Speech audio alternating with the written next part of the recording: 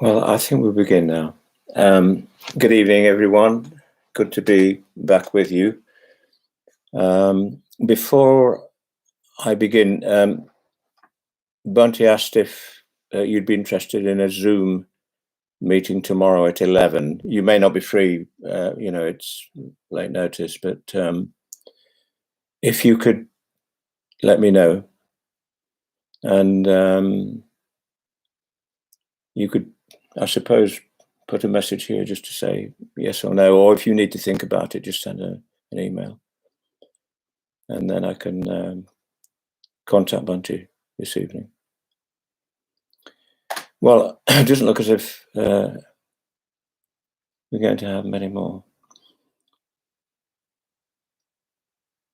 I've been thinking about the situation with, getting back to the idea of the space between, the way space has been created in between people within society, and there's a little thing you can do with the hands. You may know this, and I was thinking that it was rather a good representation of what's happened.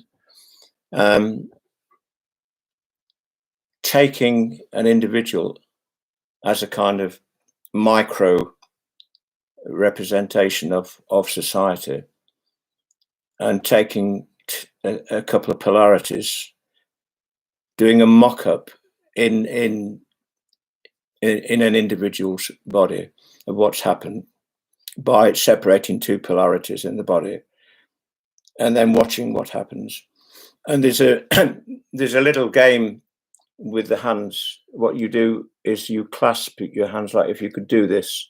You may know this. You clasp your hands as if in prayer. Okay. And you extend your two index fingers like that. And you press them close together. Keep them pressed quite firmly. Don't hurt yourself, but keep them pressed firmly. Now, what I want you to do is to count to 5 and then suddenly open them, and then open those fingers, don't stop clasping your hands. Just open those fingers so they're apart, and then just watch the fingers. Don't do anything, just watch the fingers. So I'm going to count 1, 2, 3, 4, 5. Open. Now just watch your fingers.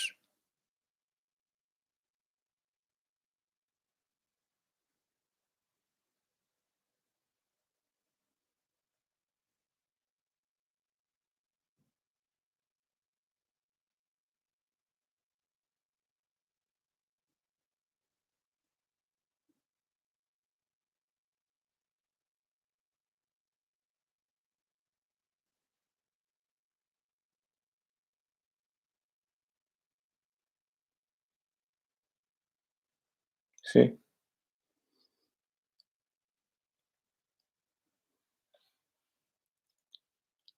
So if you suddenly separate polarities, what happens that have been used to being close is exactly that. But the renewed contact is different, isn't it? It's more sensitive.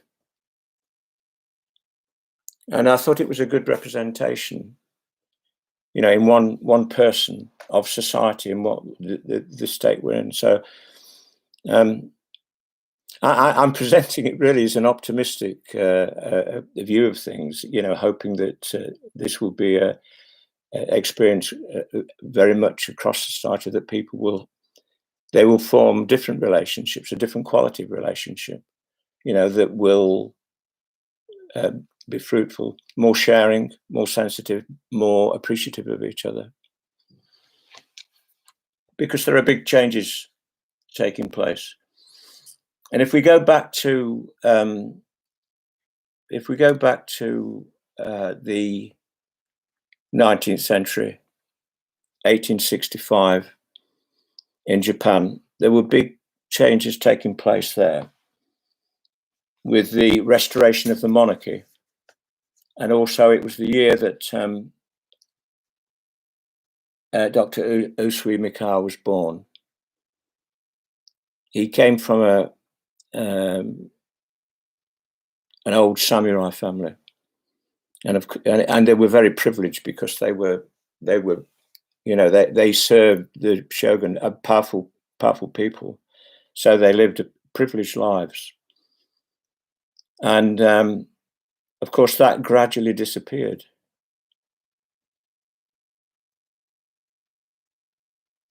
Usui, as a child, was still, though, sent to martial arts school, and he was a martial artist. And it was the same school that Yoshiba went to, the founder of Aikido. And of course, one founded a new style that was Aikido's got a very strong spiritual kind of protocol and philosophy to it. You don't kill. You don't go in for the kill, in other words. So it has that spiritual quality. And of course, Usui founded Reiki. But before he did that, of course, he was very much involved with Tendai Buddhism. He was involved also with the esoteric sect of Tendai Buddhism. He was very, very devout. And he was also connected to the Yamabushi. They were a mountain group who they used to meditate and fast in the mountains, and that's what he would do sometimes. And in 1922, he was doing exactly that. And he had, as the story goes, he had this vision, this kind of, it was a road to Damascus type of experience. And as a result, he founded a kind of teaching that brought a lot of the esoteric traditions to the ordinary people, which would involve certain exercises and certain, ways of enhancing one's spiritual life. And he became a naval doctor. He didn't go in for healing. He didn't think of himself as a healer. But of course, the Yamabushi actually they had healing practices that, and he would have been connected to that. So these influences were in place. But the thing that strikes me about this person who was obviously so very spiritual isn't so much. It isn't the legend of visions on the mountain, but it's the fact that he was known to be good to be with. People felt good after they'd been with him. They came away feeling better, and yet feel physically better, and gradually a healing practice sort of developed from this. And he developed a system that was designed for self-healing. It really started with self-healing, or so the commentaries go. Obviously, there's a lot of different versions, and this was for the military. And so, it meant that they had to hand the first aid before, sometimes, of course, in warfare, you can't get help. And there are stories of people I heard one recently of someone who just the legs were more or less blown off. I mean, they certainly finished without the particular person, that this story was about. I think it was true in Afghanistan. And he was passing out, just with the sheer trauma and of the experience. And he remembered some breathing had been shown. It was just a simple count. And he was able to stop himself passing because of, doing this breath. And help his men and call for help. And he was saved, and the men were saved. He lost his legs, but he could have lost his life, but he remembered the breathing. That wasn't anything to do with Reiki, but it's just to do with the fact that if you have to hand very simple tools that just as knowledge without anything else, the breathing or some of these techniques, the Reiki techniques, for instance. If my first experience was probably when I was at the festival hall, and I had some musicians in the a room at the back, where the musicians gather, and they're heavy doors because they have to be soundproof, And I went to see them at the end just to speak to them.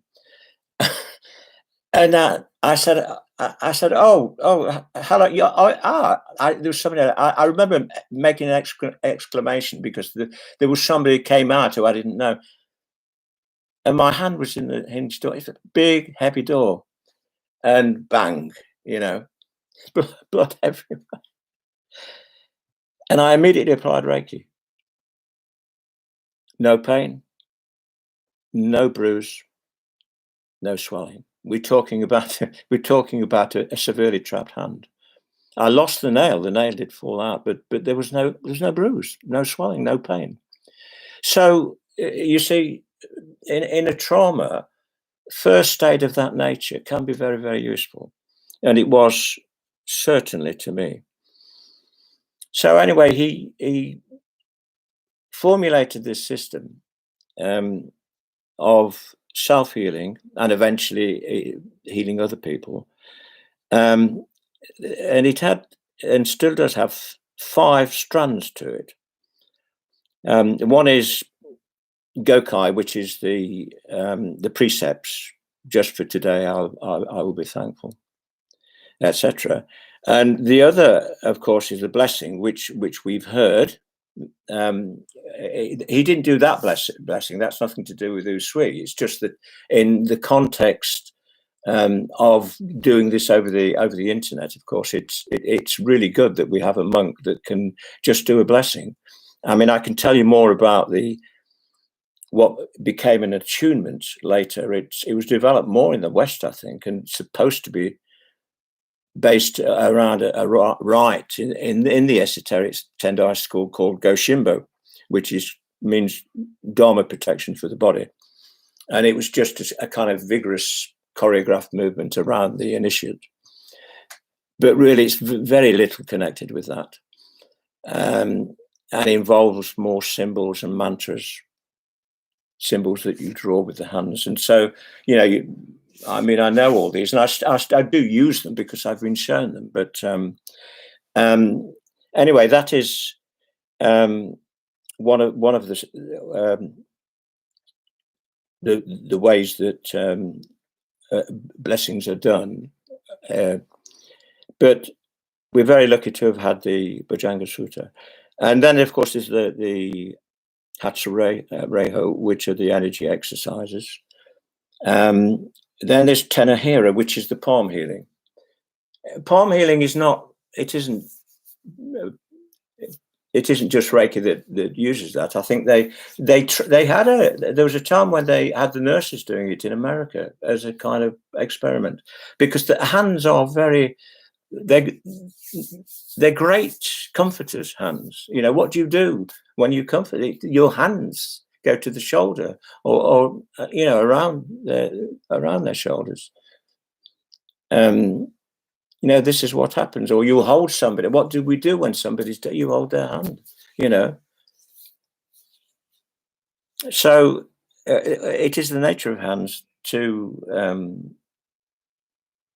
give off this kind of healing, comforting effect. And then, of course, there are the mantras and symbols that are mentioned that are used in the blessing. But mantras and symbols also are used in healing. But the symbols they're constructs. They mean what we want them to mean. I mean, what I mean is that the actual value of them is what we give to them. I have a friend who he said to he taught the piano, and he was teaching a student some Beethoven, and this student said to him, he said he was a challenging student, how do you know Beethoven wanted it to be played like this? And he said, he's the kind of friend that always makes one smile. He said, because my teacher told me. And my teacher's teacher told him. And her teacher's teacher told her. And his teacher's teacher was told by Beethoven. You see, it was that sort of thing. Very impressive. Well, we all know we can do this. We can always connect. I mean, I too connect to Beethoven in that way. We can all connect to people, can't we? But it's taking, if you take the trouble to find out the chains, the links in the chain, it becomes meaningful then. And if it's important to you, it becomes meaningful. And then if you tell people that, it becomes even more meaningful, you know, even though people know, I mean, you know, we can all connect to each other. We are all so very, very connected in spite of the space between. You could make double the space between, we would remain connected. You won't stop it, you see. So we're connected in many different ways. So anyway, that gives you a bit of info about Reiki. I wasn't really looking forward to doing that.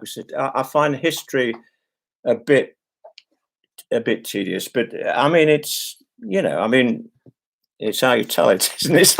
It's like jokes, it's like humor. So what we're going to do now is we're going to do just a bit of breathing. You don't have to stand up. The breathing exercises, they are exercises. They're not really meditations, but you can use them. I'm talking about the pranayama things we did. And I do feel very strongly about this idea of allowing the breath to shape the body and to shape the posture. Okay. I had some lovely suggestions from, I'm terribly sorry, it's Dan somebody, I think. I can't remember, but it was a suggestion about breathing. And one was, you know, just to breathe, just take an ordinary breath and look for the calm between the breaths. It's lovely. I mean, I'd certainly do that. I'll probably do that. It's a nice technique. It's a good technique. And if you have any ideas, techniques that you want to share, because now is the time to share. It's, you know, the time for ideas to be shared. We tend to take ownership of things, don't we? You know, that's my idea, that in a way we do that more with ideas than we do objects. And I'm not thinking of the idea of a kind of cooperative sharing, but just a non-ownership sharing where there's an awareness that we don't own anything.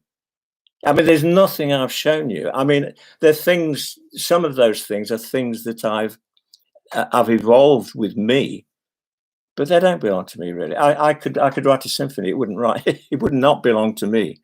You'd find so much there belonging to other people. And the same with those other people, you know. So it's a way of looking at the interconnectedness of things. It's a way of looking at polarities, at spaces, and feeling the energy of them. There is another point, though, I want to make about the breathing, and that the pranayama breaths, and it is that they are meant also as a tool. You can do them as exercises every day, or, you know, you can count or whatever, or just use that breath and do it for longer periods of time, you know, gradually build up, you know. So the idea isn't that you breathe all day like that at all. It is an exercise, but days are stressful. So, I mean, before I come on here, I do some breathing exercises because, there's always a bit of a buzz, isn't there? The energy, you need energy to do things like this, and you don't want to, fall on your face. So, there are breathing exercises, and well, one for instance, the simplest is 4-4-4-4.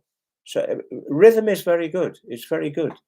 As long as it doesn't become stressful, where you're holding your breath until you're, passing out. Um, so 4-4-4-4 would be breathing into 4, 3, 4, hold for 4, out for 4, and the last bit for 4. If you like the clenching, and then again 1, 3, 4, hold, out, 2, 3, 4, 1, 2. It's calming, and you're taking control. So if your heart's beating fast, breathing, it's good, but you have to do a fair amount of it. Keep at it, keep in control, and the breath will control it. One that's good for increasing the vagus tone, and of course the vagus runs right from the top here, right down into the gut. Very powerful nerve, and one that's used. There's various ones you find and that are given if you research it. Is the 5-2-8, the 5-2-8. Okay, so we'll try this, and don't worry too much about all the details of what I showed you yesterday. Remember the stomach. Remember to allow the breath. Feel a slight, shaping of the lumbar region, and let it go a bit further. I mean, that's fine. We want to avoid this kind of thing. I even do it when I'm trying to explain it. I will find myself doing that because we're taking it apart, aren't we? And it becomes more complicated when you take things apart. But it isn't really. It's just if you remember the expansion of the stomach and let the breath take over, that will be good. So we're going to do 5, 2, 8. Okay. So after 2, 1, 2, 1, 4, 5. Hold. 2. Out. 2, 3, 4, 5, 6. Oh, it's good. 7, 8. In. 2, 3. Hold. 2. Out. 2, 3, 4, 5, 6, 7. In. 2, 3. Hold. 2. Out. 2, 3, 4, 5, 6, 7, 8.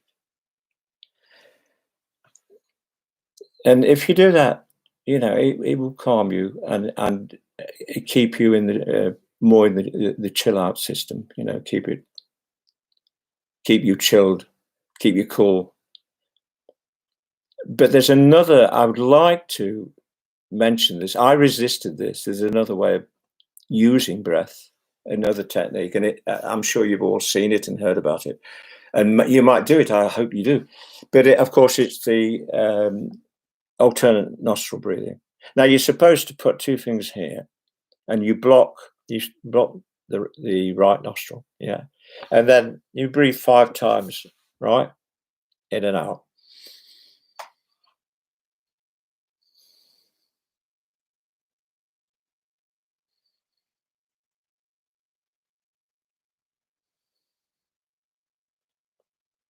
3,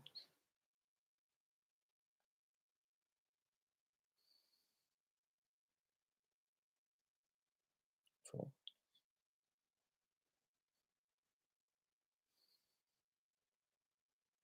5.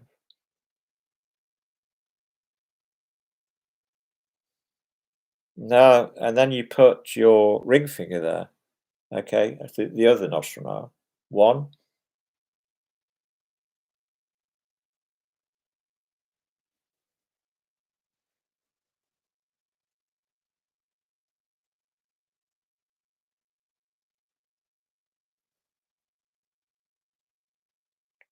3,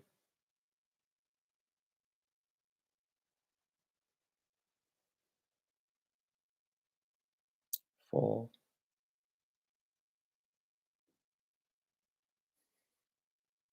5.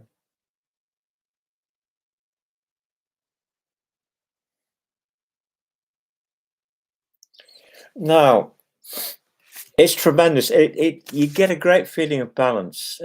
I don't know what it is about it, but you start the day with that. If you do about 9 in each nostril, that's fine. I do 3 different ones, where you breathe in one nostril and out through the other. Now, if you find one side is blocked, what you do is give just a bit of pressure. Say if it's that side, my left side, then a bit of pressure under the right, so the lymph nodes. So you've got a bit of pressure there. If you just, not too much for too long, but what it does for some reason is loosen up on the other side. So if that's blocked, you put your arm under there, and if you can lie with a bit of pressure on it, yeah, not for prolonged periods. You don't want to cut off your blood supply, but that it's good, and it balances the body in a very good way. I have a funny story about this because I do this breathing on a train, and it's discreet. You don't. But when it comes to alternate nostril breathing, so what I do, I'd sort of lean on one, and then lean on the other. But it became evident. That some people, they'd look at me and say, "You're right, mate." Obviously, they thought that I was making a kind of comment about their body odor or something. I don't know, but I decided to stop it. But I thought, well, it's a pity I can't do that. And I found myself imagining that I was breathing through one nostril. I want you to try this, actually. I want to see if you find the same thing. That's very interesting, right? I block my nostrils now. I don't know about you. But anyway, if you breathe, let's say through the left nostril, if you imagine that you're breathing just through here, all right, let's just try it.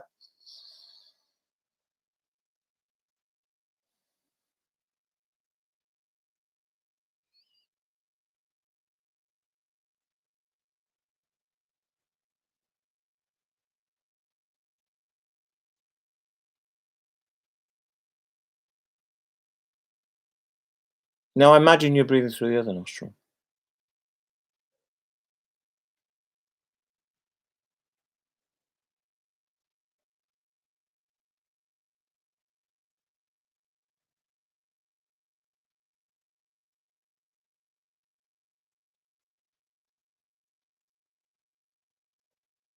Right. Now, I don't know what you're experiencing, and it's not like the holding the breath thing when we were doing the finger game, where I was pretty sure most people would be holding their breath. This is different. I was trying not to offend people and get myself into trouble, and so I then found myself trying that. Now, it's like, to me, it feels like I'm breathing through only one nostril. It's all the attention is there, so all the sensations that you focused on are here, feeling there, whether you feel that. But what I found quite fascinating, this has happened a number of times, where you stumble on something, and then you find that it's actually done, and it's done certainly in the version I heard of Yoga Nidra. Now, Nidra yoga is the sleep yoga or dream yoga, and there's a very, very excellent guided Yoga Nidra record done by Sacred Acoustics. It's really good. It's very well crafted. Particularly that you get a long version and a short version. The short version I really like. It's quite beautiful, and it takes you a guide. You lie down. It's great. No effort. You just and you go down to the throat, then out to the joint there, then the joint there, then the wrist joint, and then you go back again. Then you the other side, and then gradually you go back you know, down to the lower part of the body and do the same with the legs, and then come back and you finish up there in the end. And it's actually, I think it's in the long version where they do this alternate nostril breathing with the imagination, and except I think you breathe in and out quite a lot through one nostril, or you keep alternating. I can't remember now because I tend to listen to the short version. So it already exists. Well worth the thing to try, because you can really space out, and you've got this what do you call it, binaural rhythms. Um, you know, I'm not quite sure about binaural rhythms, but it's the sort of thing I'd love to discuss with you, because I know you'd have opinions about it.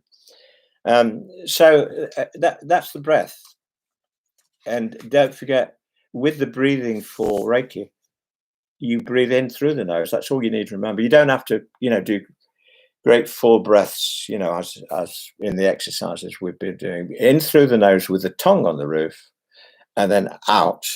Okay.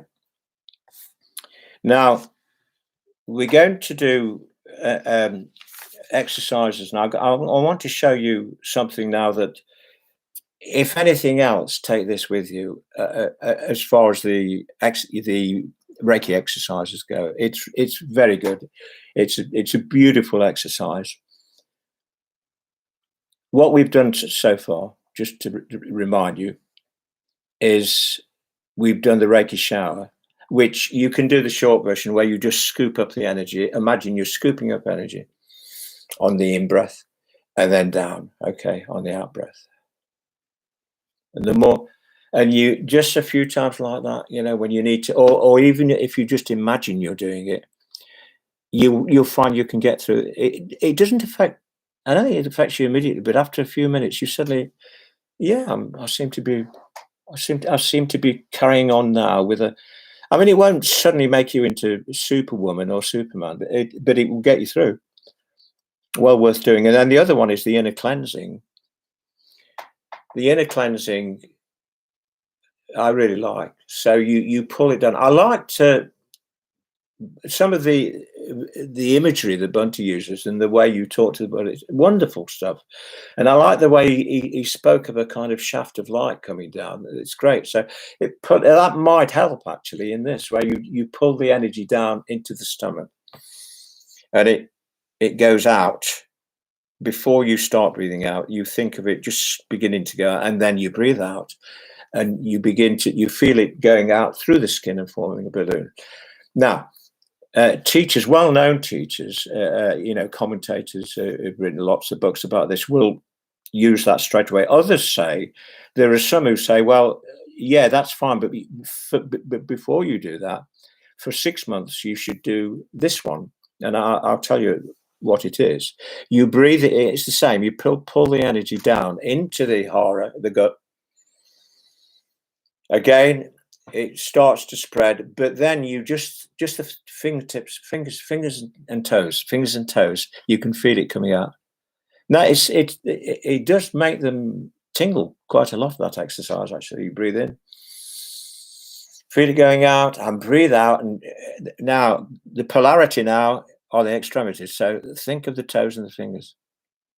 It always works. It always works. It's wonderful. So those are the two exercises. In the pack, there's an exercise called dry bathing, and you imitate bathing. So you know, you breathe in, breathe out. Sorry, you go across the body first, right? That side, then that side. You read it. It's supposed to be used before other exercises. I prefer the Reiki shower. It's simpler. I do the dry bathing, but it's partly because I was shown it. You know, the Reiki shower is it's over the whole body, and it's simple to remember. Read the dry bathing on it, the dry bathing exercise, and see if you might take to it. But the 3 diamonds is the one that I would really like you to take away with you. The 3 diamonds. I always associate it with the triple gem in Buddhism. The triple gem, of course, being the Buddha, the Dharma, and the Sangha. But it's likened to a diamond in that it's something that is very, very clear, beautiful, polished. We think of the diamond as being something polished, but it also cuts through anything. You know, it'll cut through anything. And that, of course, it refers to the idea of cutting through, I don't know, dualistic thinking, or, you know, concepts, getting to the heart of a problem, to the essence of things. And you do it you can do this sitting down. There's no reason why you shouldn't do this sitting down, or standing with the feet shoulder width apart. But first of all, right, you know what you're going to do. So you take up the position. All right, this is our position. We're sitting. And then don't forget the eyes forwards, half closed. Yeah. So it turns us, makes us just a bit sleepy and receptive. And then bring your attention to the hara. And then raise hands in gasha. And then we lower the hands and we start the first part. This is in 3 parts, this. Imagine, as you breathe in, that you're pulling up energy from deep in the earth, right up into the gut. Okay. Right, so you breathe in through the nose, tongue on the roof of the mouth, into the gut. Now hold that idea, the image between that polarity deep in the earth and your stomach as you breathe out. Then again, you simply keep that as a fixed image, and out 3 times, and out 4 times,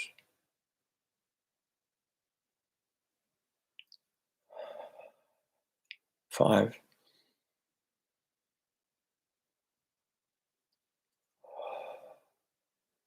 6,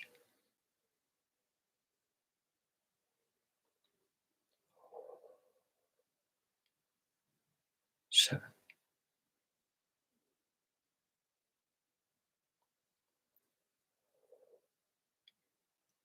8,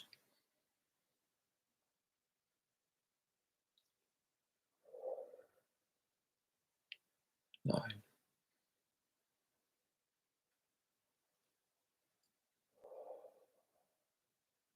Now the second part, you breathe in again 9 times, and what you do is you imagine a sphere floating down. If you can't, actually that sometimes helps you to get a sensory kind of foothold. If you can't, just think of that polarity and then this polarity. Okay, so you breathe from here. Really, the first fixed attention is really on the hara, because that's where it's going. Okay, but if you can develop that image, then you would use it. Make it easy. Never try to visualize in a ferociously concentrated way.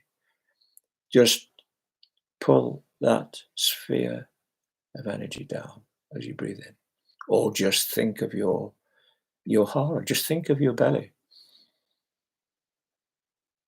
and now think of your crown. It's floating back to your crown. This is sky energy. We're pulling it up from the sky. In fact, you can think of the sky and then back again. It floats back. Pull it down from the sky or the crown to the hara and out again. I think that's 3 right now. 4,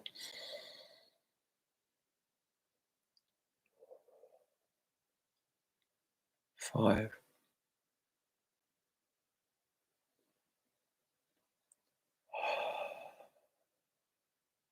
6,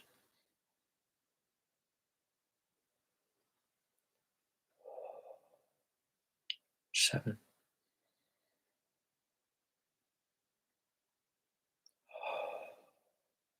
8,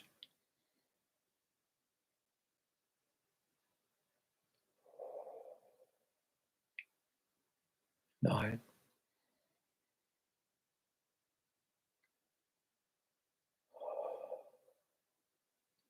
And then what we do, the last one, is the heart energy.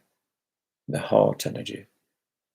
And you make as if holding a tree. Okay, now just take a breath before we start the cycle of breath. Just breathe in and breathe out, and just bring your hands down towards the ground. Okay, now breathe in from the earth. Imagine it coming up from the earth, down from the sky, and then bring your hands round. I don't know whether you can see. This is not. This is one that is a bit. So they're out, and the palms are facing out. And you give from the heart, okay, and bring back to where you started. And the last bit of air out, then second time up from the earth, from the sky, bring them round and give out from the heart, and then down again.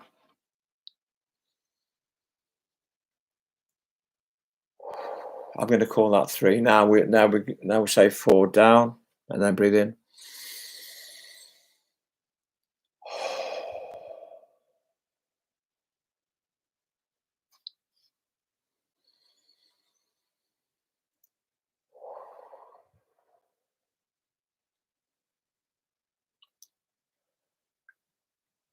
Right, I've decided that is 6. Okay, now 7.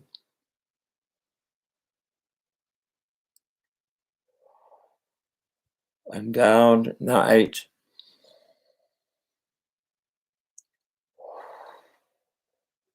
Down, and 9.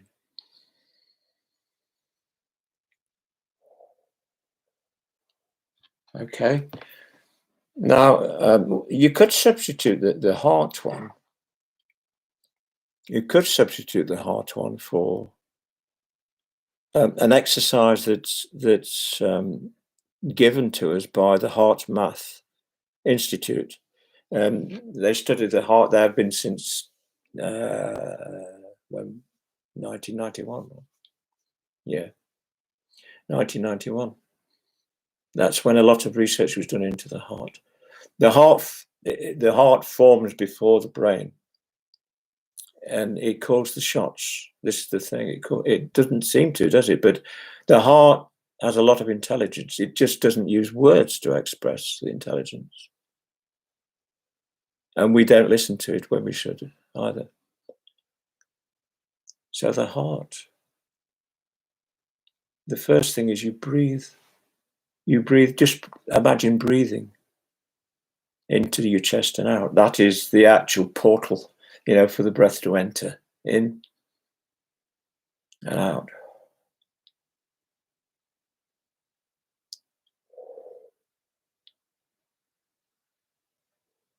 And then if you can produce an elevated emotion, what is that? It's something that makes you feel good. I'm not thinking of the kind of elevated emotion that comes from a mystical experience, really. But I don't know. I think of my parents. I had beautiful parents, and they've long gone. And when I think of I was so blessed. They're beautiful people. If I think of them, our family dog. I go around there. She doesn't see me now, but when she does, she doesn't look pleased. She explodes with joy. Now that gives me You may not like dogs. I'm sorry if you don't, but it gives me.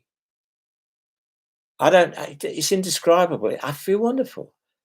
And sometimes she'll just sit under my legs. I sit on the wall outside. She doesn't know about distancing. And she sits there, and I look into her eyes. And the message is, this is where I want to be. It's very beautiful. And you can collect gems like that. You remember the one last night? The tears of my laughter flow like a stream into a dry desert. And here's another one. Sitting in a train and listening to, there's parents behind me with a baby. The baby wasn't making a sound. But the thing is, they were both singing to the baby. And what made it beautiful for me was the fact that the guy didn't know the words. I don't know why that made it beautiful, but he didn't know the words. He was constantly missing words and trying to catch up in the song. And the second thing was that the baby did not need pacifying. Not at all. She was perfectly happy without being sung to. You could see that. They sang to that baby because out of sheer love. And that's a gem.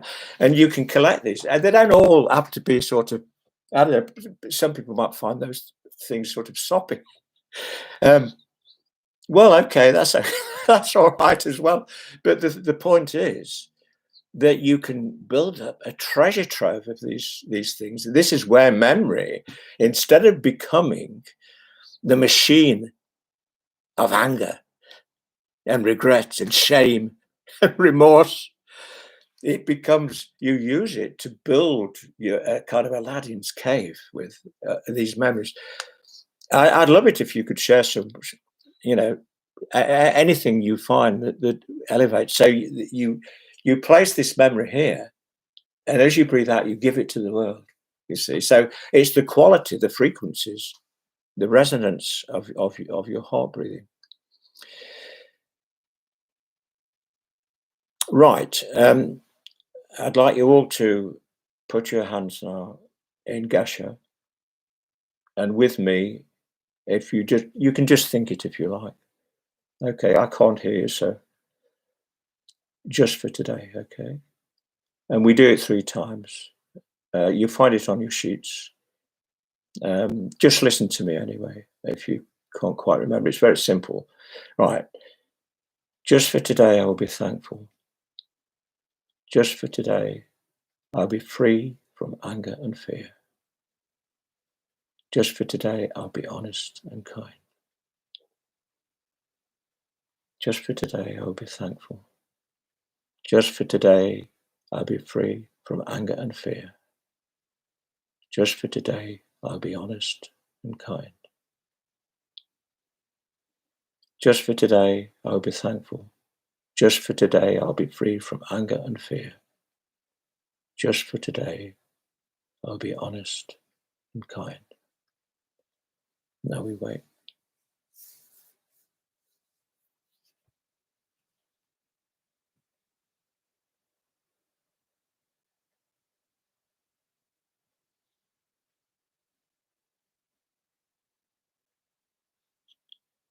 Let's just rub our hands.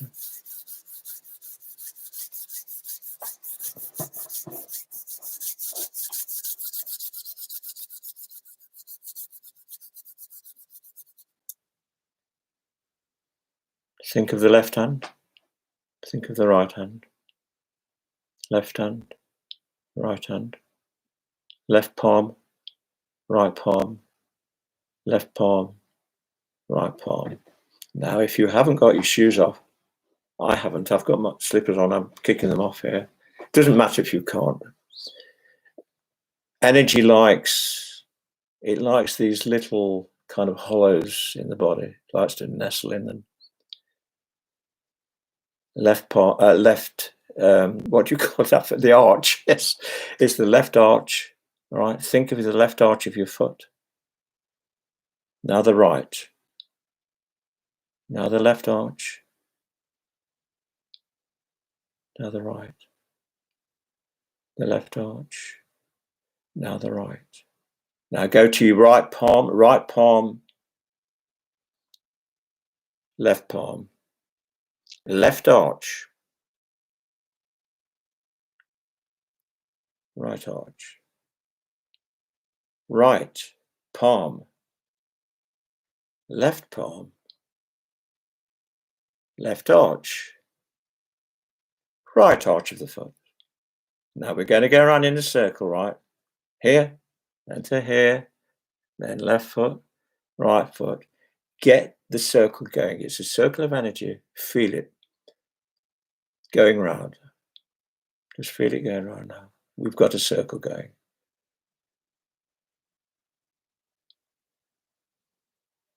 Can you feel that going? I think some of you can, actually.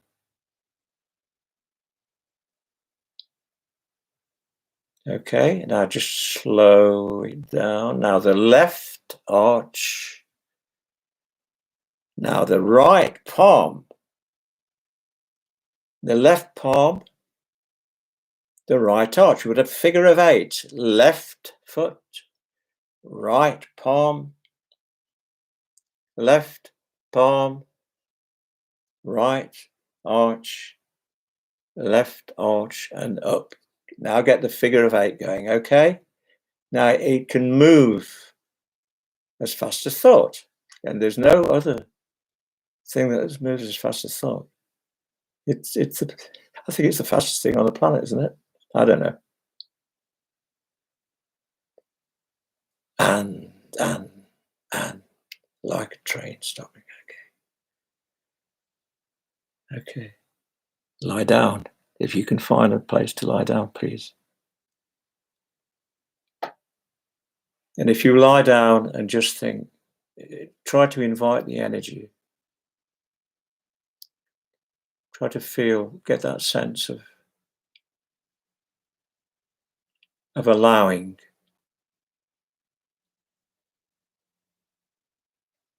May all beings be happy and safe. May all beings be happy and safe. May all beings be happy and safe. And then if you lift your hands just to your brow, between the eyes, and just silently ask the energy to flow freely for your highest and greatest good, and for the highest and greatest good of all those whose lives you touch.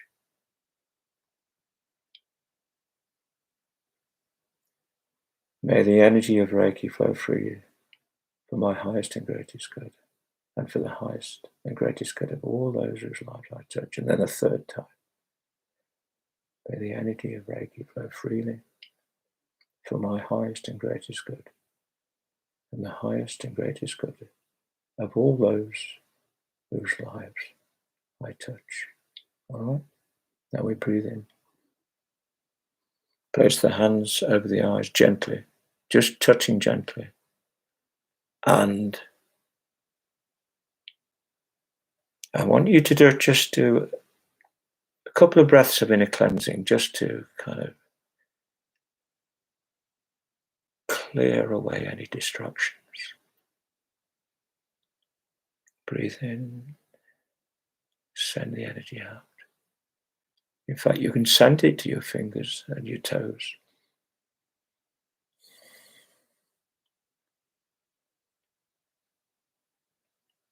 Care. Know that you're a very special, important person, creative, an amazing machine with infinite possibilities. Feel a sense of tenderness. You are the child. You are the child. No less.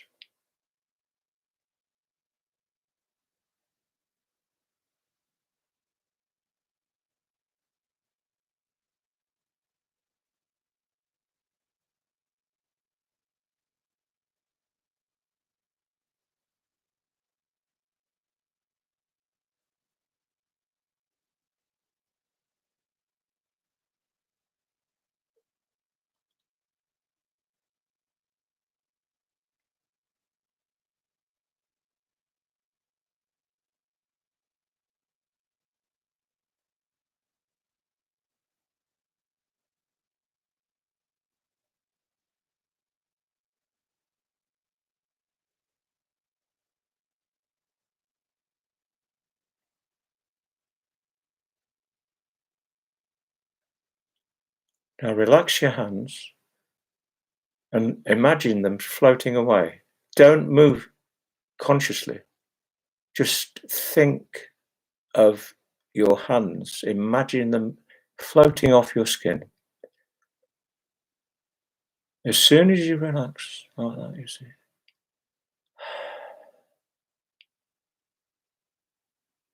they will do it.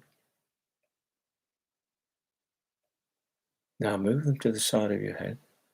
You can put them over your ears if you prefer.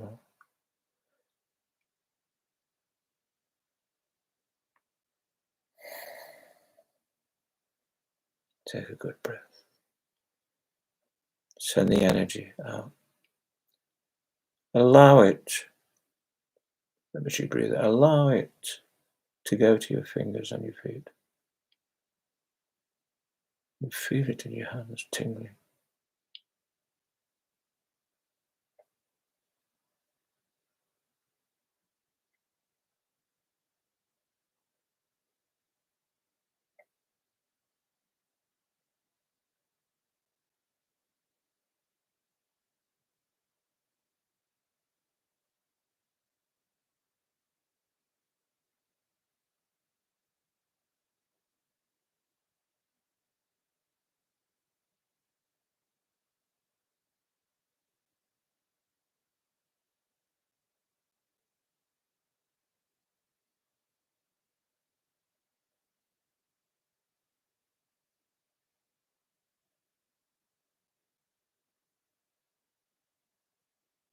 Imagine your hands floating.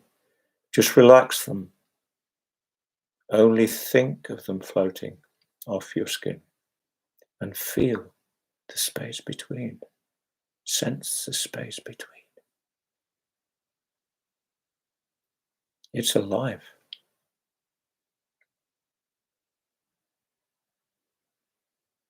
Now gently move your hands to the back of your head, one higher than the other, as if you're resting your head, in bed on the pillow with your hands behind you, but not on top of each other. Fingers close.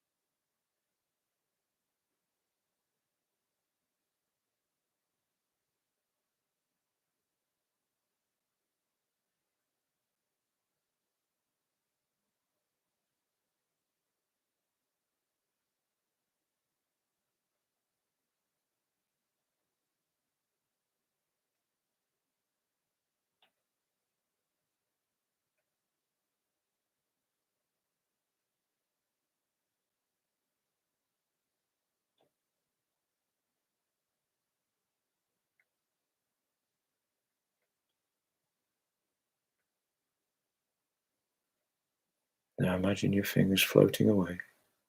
Well, of course, if you're lying down, you can't do that, obviously. I'm sitting up, you see, so just gently let them slide down towards the front of the neck until the heels of your hands meet. So it's like a cup rest, kind of a golfer's seat, with a spike. So this covers around the throat.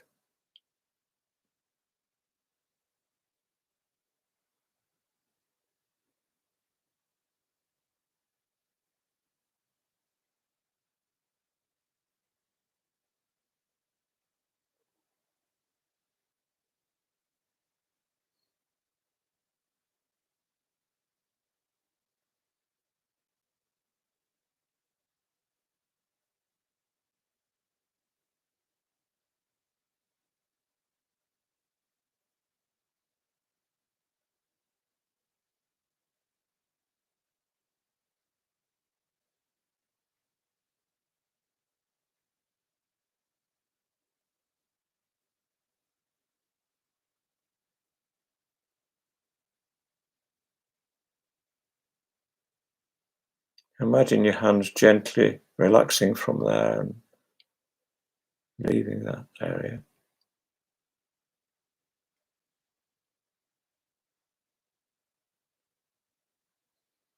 Now you put them on your chest with fingers close together and fingers pointing in towards each other, and it would be the middle fingers would be touching. Okay, now just to get rid of any distractions that might have got in the way, let's do an inner cleansing. Breathe in, and as you breathe out, to let the polarity be your fingertips and your toes.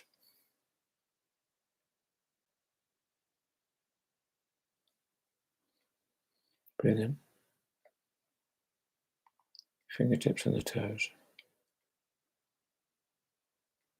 Breathe in, fingertips and the toes.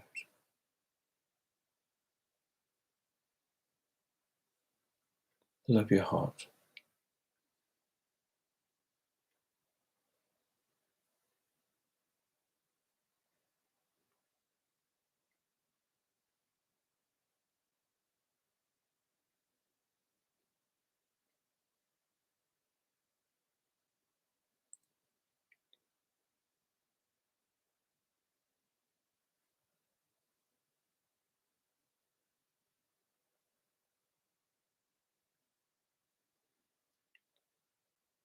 We're talking about an electromagnetic field that is not just a bit more than the brain's. We're talking a few thousand, It has a very big electromagnetic field.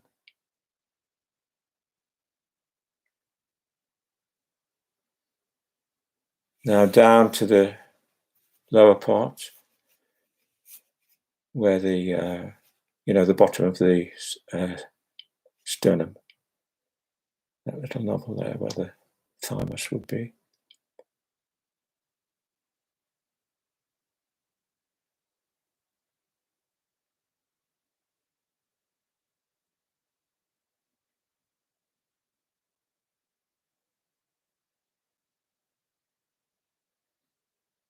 When a child is distressed, when a child is distressed and the parent, they put their hand on the child and just cuddle them and say, it's going to be all right, it's going to be all right. That is the relationship now between you and your body, you and yourself, if you like, how it's, you don't have to overthink it. Just treat yourself as you would treat a child. It's going to be okay.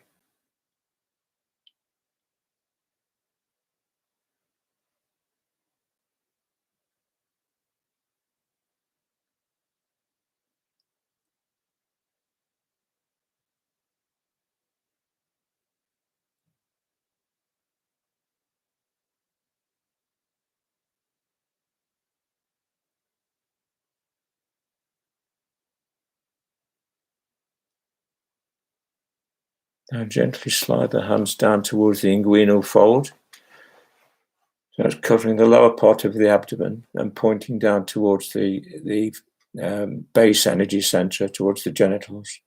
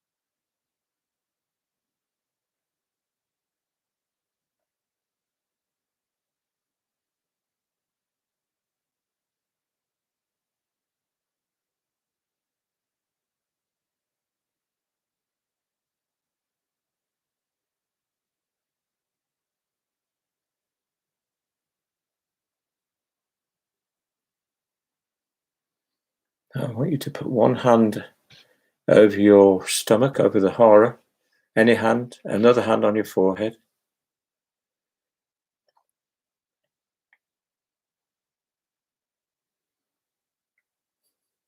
There's no past. There is no future.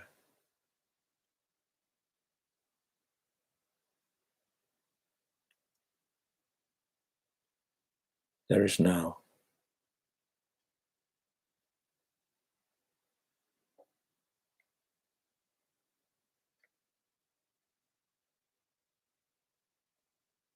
There is no anger. There is no fear.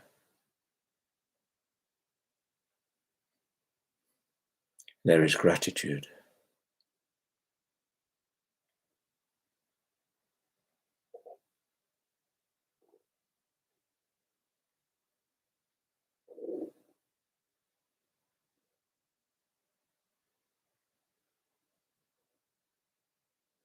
Now bring your hand down from your forehead and put it over the other one.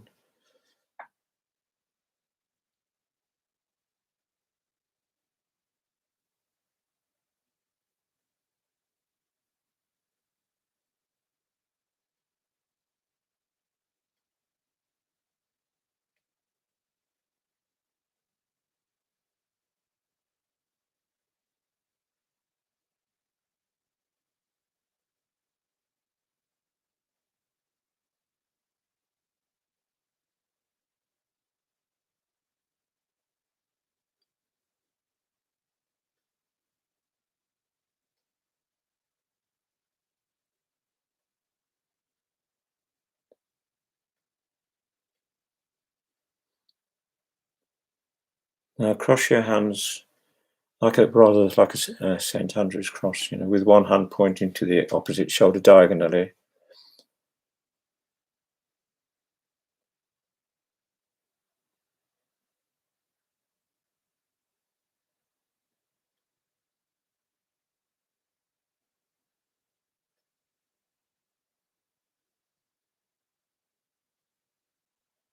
Pure gratitude for the love, for the healing energy of compassion.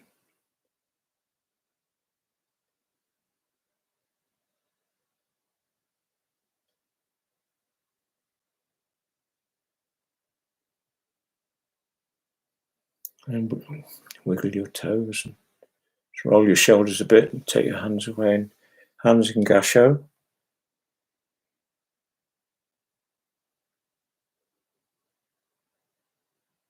I give thanks for the healing energy of Reiki. I give thanks for the healing energy of Reiki. I give thanks for the healing energy of Reiki.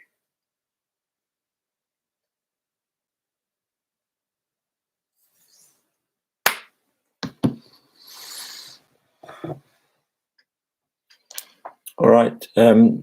Sorry, we overrun a bit, but we had a bit of a slow kind of start. No, it doesn't bother me, by the way. I'm not worried.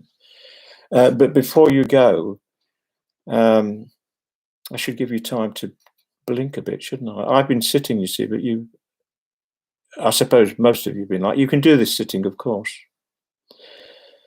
We would have spent a bit of time on any parts of the body that you were concerned about. It's just that we're a bit late. Could you make it known if you'd like to manage an 11 o'clock Zoom tomorrow, if you can? I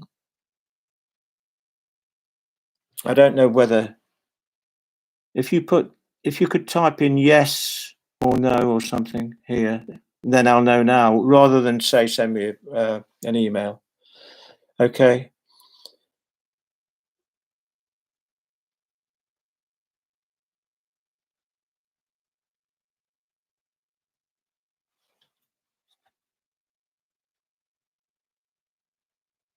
Okay. Oh, they're coming. Yeah. Okay. Jackie, Krish, okay now. Oh, Krish, you've put sound had gone. Oh, Oh, so you haven't managed to get onto the Zoom crush? You might. Yeah. That's 11 o'clock in the morning. Okay.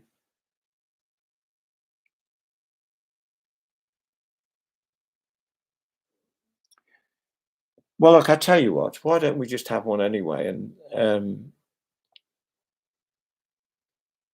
for those who can't come, do send me an email, and of any things that any questions you have. Okay, if you can't make the 11 o'clock one, I don't know why I can feel your energy. But it's quite extraordinary. I could feel it during the day today.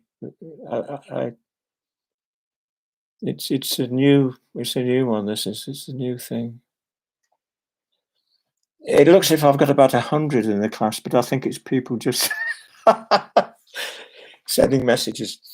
I'm going to go now, and you've been a lovely, lovely class. And sleep well, meta, breathe well, and love yourself.